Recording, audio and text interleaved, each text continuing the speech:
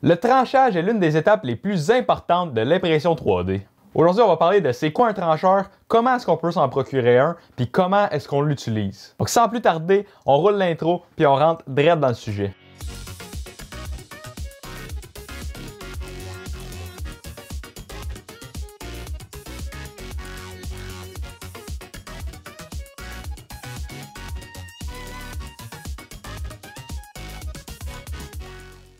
L'impression 3D, c'est comme suivre une recette de pain aux bananes de Ricardo. Le pain aux bananes, c'est comme ton STL. Ricardo, c'est comme ton slicer. Puis, ben toi qui fais le pain aux bananes, ben t'es un peu comme l'imprimante qui fait l'objet en 3D. Donne-moi 2 secondes, je vais tout expliquer. Ricardo, c'est quoi qu'il fait? Il prend l'idée d'un pain aux bananes, qui est comme un fichier STL, puis il transforme ça en une série d'étapes simples que toi, tu vas suivre pour faire un gâteau aux bananes. Mais l'impression 3D, c'est la même affaire. Ton slicer, il prend ton modèle STL, il transforme ça en une série d'étapes que ton imprimante va suivre à la lettre pour créer ton modèle en 3D. Cette série d'étapes-là, ça s'appelle un G-code. Si tu comprends pas le principe à 100%, tu peux aller voir le premier épisode de la série L'impression pour les nuls. On n'est pas là pour parler du principe, on est là pour parler du slicer. La belle affaire avec l'impression 3D, c'est que tu peux appeler Ricardo puis lui demander de changer la recette pour tes besoins. Donc ton slicer va avoir une série de paramètres qui vont venir affecter comment ton imprimante va imprimer la pièce. Donc tu peux te douter que si c'est si important que ça le tranchage, il va te falloir un bon slicer et un slicer que tu vas être confortable à travailler avec. C'est pourquoi j'ai choisi le slicer Cura. Cura, c'est un des slicers les plus utilisés dans l'impression 3D. Super facile à configurer, super facile à utiliser, puis il y a plein de ressources pour vous aider à l'utiliser ensuite de ça. Bon, maintenant que vous comprenez l'importance d'avoir un bon slicer, on va aller sur l'ordi, je vais vous montrer comment installer et configurer Cura. Ensuite de ça, je vais vous montrer où est-ce qu'on peut trouver des fichiers STL gratuitement sur l'Internet.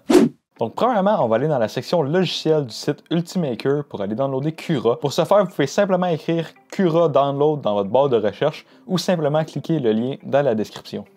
Une fois rendu sur la page de téléchargement, on va venir cliquer sur Télécharger gratuitement. Vous allez choisir votre système d'exploitation. Pour moi, ça va être le Windows 64 bits.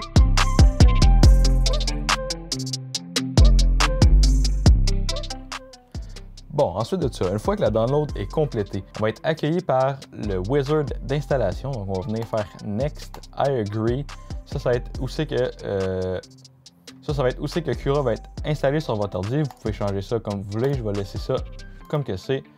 Ensuite, Next, Next, Install. Donc là, il faut laisser un petit moment pour installer.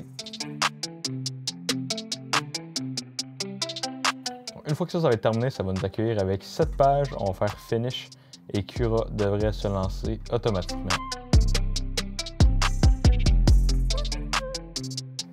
Donc, une fois que Cura va lancer pour la première fois, on va être accueilli par une page de bienvenue. Si c'est en anglais et que vous êtes un petit francophone, faites-vous-en pas, je vais vous montrer comment remettre ça en français. Mais on va faire prise en main ou n'importe quel bouton. Si vous ne comprenez pas ce qui est écrit, faites juste cliquer le même bouton que moi. On va faire accepter. Next. Suivant. Ici, ils vont vous demander un compte Ultimaker. Vous n'avez pas besoin de faire ça. Juste faire ignorer. Donc, on va venir acheter un imprimante hors réseau. On va scroll. On va descendre dans la liste pour aller trouver notre compagnie. Dans mon cas, ça va être une Creality CR10S. On va changer le nom pour mettre le nom de notre imprimante. Faire Next. Ça peut que ça prenne un petit moment. Ici, on va avoir la page des paramètres de l'imprimante. Ça, c'est ce qui se remplit tout seul avec les informations de votre imprimante. Si votre imprimante n'est pas dans la liste, il va falloir faire un profil custom pour votre imprimante. Mais ça m'étonnerait parce qu'il y a vraiment beaucoup d'imprimantes déjà dans Cura. Fait qu'à moins que vous ayez une imprimante custom, vous ne devriez pas avoir à faire ça. Donc c'est à ça que ça ressemble Cura quand vous arrivez. En fait, vous autres, ça va ressembler plus à ça, avec les paramètres extrêmement basiques ici. Mais moi, je vous recommande d'aller dans le personnalisé. Ça va être la façon la plus efficace d'aller ajuster vos paramètres pour avoir des impressions de bonne qualité. Vous vous souvenez quand j'ai dit que avec l'impression 3D, c'est comme si tu pouvais appeler Ricardo pour qu'il te change ta recette. Mais ça ici, c'est l'appel à Ricardo. Donc ça ici, c'est nos paramètres qu'on peut changer pour venir modifier notre recette. Ah oui, puis avant qu'on continue, pour aller Pour mettre Cura en français, ça va être super simple. On va aller dans Préférences, Configurer Cura. Puis juste ici, il va y avoir une liste de langages. On peut mettre ça en français. Ici, ça devrait être en euros. Vous pouvez mettre ça en dollars. Puis on fait fermer. Les changements ne vont pas apparaître tout de suite. Il va falloir fermer l'application puis la relancer.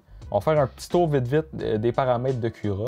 Donc on a la qualité. La qualité, ça va être la hauteur des couches. Donc des plus grosses couches va donner des plus grosses lignes d'impression, ce qui va nous donner des impressions avec moins de détails. Donc si on veut plus de détails, on va mettre des couches plus petites. 0.2, c'est la norme. La coque, ça va être le nombre d'épaisseur de parois de votre impression. Comme j'en ai parlé dans la première vidéo, les impressions 3D, c'est pas plein à 100%. Ça va être le pourcentage de remplissage qu'on va avoir dans notre print ainsi que le motif de remplissage. Ensuite de ça, on va avoir une des sections les plus importantes de votre slicer, c'est-à-dire la température d'impression. Donc la température d'impression, je pense que c'est le paramètre qui affecte le plus votre qualité d'impression. On veut vraiment avoir les températures parfaites pour le matériel qu'on imprime. Donc pour faire du PLA, moi j'aime bien mettre ça à 210 degrés Celsius ainsi que 60 degrés Celsius pour la plateforme. Vitesse d'impression, c'est à quelle vitesse que ça imprime. Les déplacements, on va avoir dans le mode simple, on a juste accès à la rétraction, puis on veut s'assurer que la rétraction c'est activé. On n'ira pas en détail dans c'est quoi la rétraction, on va voir ça dans une prochaine vidéo.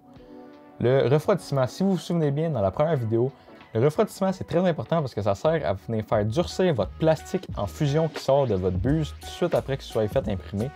Donc, si vous n'avez pas assez de refroidissement, il va y avoir des déformations et des défauts d'impression. Pour le PLA, on va vouloir un ventilateur à 100%, c'est très bien. Donc, ensuite de ça, on va avoir le support. Les supports, c'est si vous avez une impression qui tient dans le vide, il va falloir avoir du support pour que ça imprime.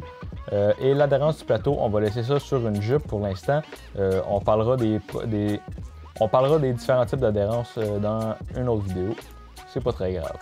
Donc maintenant qu'on s'est fait notre profil personnalisé, on va vouloir venir enregistrer notre profil, donc créer un profil à partir des paramètres. Donc on va avoir ça qui va venir. Donc on va pouvoir appeler ça PLA numéro 1. Donc comme ça, on a notre profil qui reste en mémoire dans Cura. Ensuite de ça, pour aller chercher un fichier de type STL, je vais vous montrer deux sites web très populaires. Donc le premier, ça va être Thingiverse. Thingiverse qui est sans doute le site internet le plus populaire pour aller chercher des fichiers STL. C'est un des premiers qui a été fait, c'est gratuit, tout le monde peut poster là-dessus, donc il y a énormément de fichiers STL là-dessus. Donc si vous cherchez un fichier STL en particulier, vous avez besoin de l'écrire dans Thingiverse. C'est à peu près sûr que vous allez le trouver. Faites juste attention de ne pas faire d'erreur de frappe dans la barre Thingiverse parce que Thingiverse est très précis sur ses recherches. Donc seulement une mauvaise lettre dans votre recherche peut faire fucker la recherche au complet. C'est super bien Thingiverse, mais les collections sont pas très bien organisées et si vous voulez découvrir des nouveaux modèles, c'est pas tant le site que je recommande. Mon site préféré pour aller découvrir des nouveaux modèles, ça va être My Mini Factory. Comme on peut voir, il y a déjà tout plein de modèles super cool, comme un arc à Q-tip, un petit snowboard à doigts. Mais ce que j'aime bien de ce site-là, c'est la catégorie Explore avec les catalogues bien déterminés. Donc, Board Game, Fan Art, Home and Garden, RC Cars. J'aime bien la catégorie Éducation personnellement. Une petite annonce, on va juste fermer ça.